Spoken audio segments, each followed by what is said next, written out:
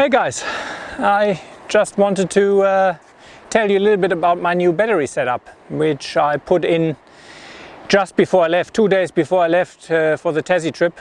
Not a good thing to do. Usually, you know, 2 weeks before you don't touch anything bar a service.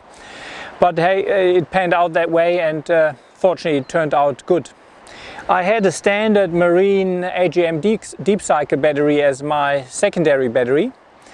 But with 100 amp hours more I can't fit in here under the cruiser. It just wasn't sufficient for me to keep the fridge running, charge 3 drones, several cameras, iPads and all my electrical stuff I pretty much carry for the filming.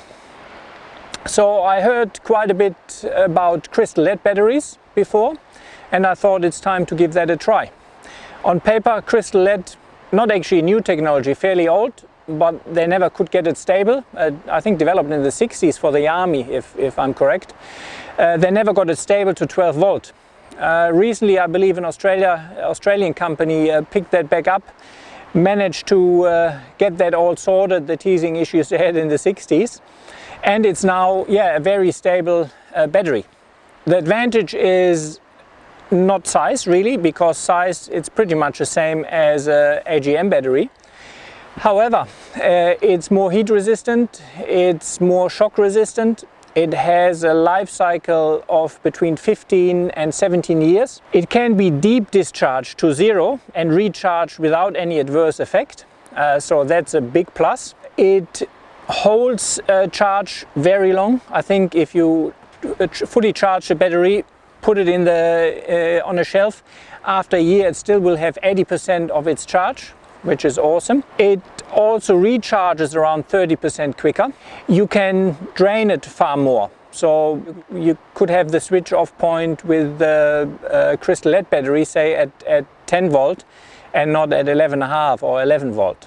So it gives you actually more usable energy. But to charge that, you cannot not just hook it up like I had before, just with a VSR in between, which is a smart voltage sensitive relay. So I needed a DC to DC battery charger. After doing a bit of research, I settled on a Redarc BCDC1240D, which also includes solar input. I contacted Redarc and they were actually kind enough to sponsor me one, but that was after I approached them and already settled on the product. Why did I go for the Redarc?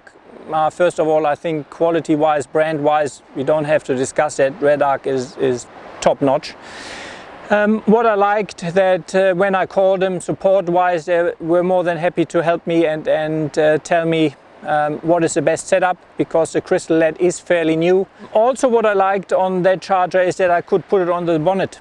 I don't really have much space anymore and it should be close to the battery, so there was no point really putting it in the car. I needed something which could withstand the heat, and the Redarc BCDC1240 certainly does that so far. I mean, it has been quite hot and it's in now for pretty much 3 weeks, nearly permanent driving.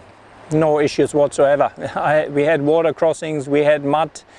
Yeah, while I wouldn't recommend obviously to submerge it in water or in mud, I haven't had any issues. I chose a 40 amp because one of the advantages of the crystal LED batteries is that you can actually charge them with a much higher current.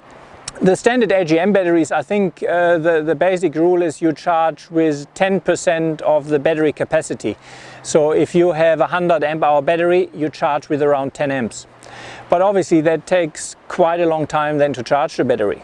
So the crystal LED battery you can charge with far higher amperage. And 40 amps really charges the battery pretty quick.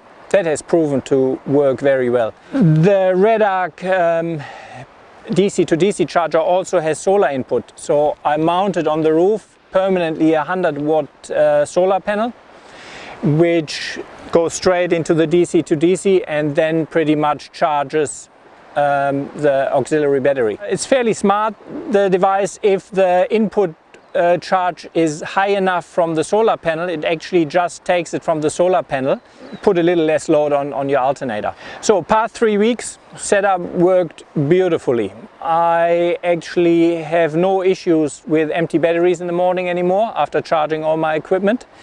My fridge, sorry, we have quite some nasty horseflies here. I had to relieve 2 of them here. 2 gone. I have the fridge running the whole night, charge probably 1 or 2 drones, a couple of batteries, and I still wake up with around 12.4 volt in it. With my old system I was on 12 volt already. So yeah, works very well, can only recommend it, and I think crystal LED is definitely the way to go for wheel drive.